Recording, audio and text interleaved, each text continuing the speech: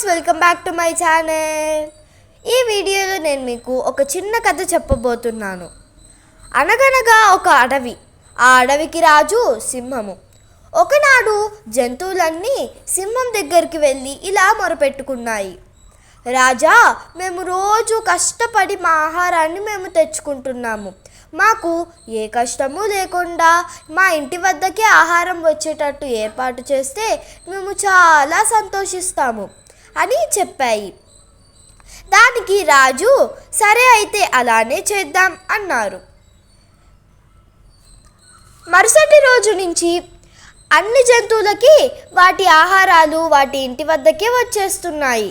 ఆనాటి నుంచి అందరూ తిని పడుకొని సంతోషంగా బతుకుతున్నారు.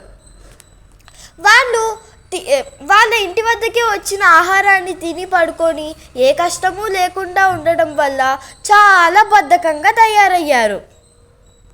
ఈ విషయం పక్క అడవిలో ఉన్న ఆ సింహం రాజుకి తెలిసింది. ఆ రాజు వాళ్ళ జంతువులన్నిటినీ పిలిపించి వాటితో ఇలా చెప్పారు.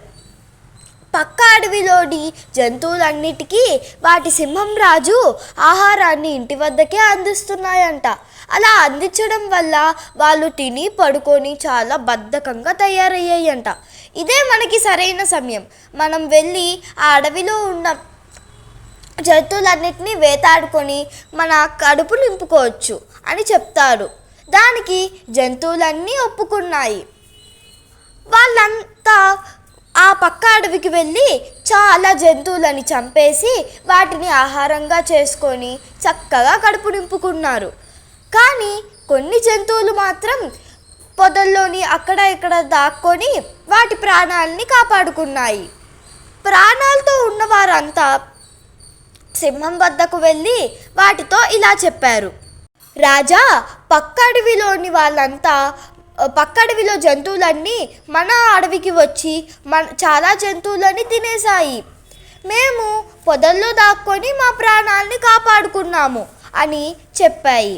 అప్పుడు సింహం రాజు అన్నారు, చూసారా, మీకు కావాల్సినవన్నీ మీ ఇంటి వద్దకే ఏర్పాటు చేసి పెడితే మీరు వాటిని తిని పడుకొని చాలా బద్ధకంగా తయారయ్యారు. పక్క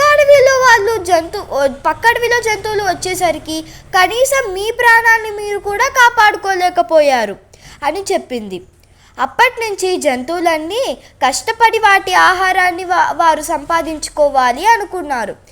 దీని యొక్క నీతి ఏంటంటే ఏదైనా ఉచితంగా రావాలని ఆశపడకూడదు, వచ్చినా తీసుకోకూడదు. మీకు ఈ స్టోరీ బాగా నచ్చింది అనుకుంటున్నాను ఫ్రెండ్స్.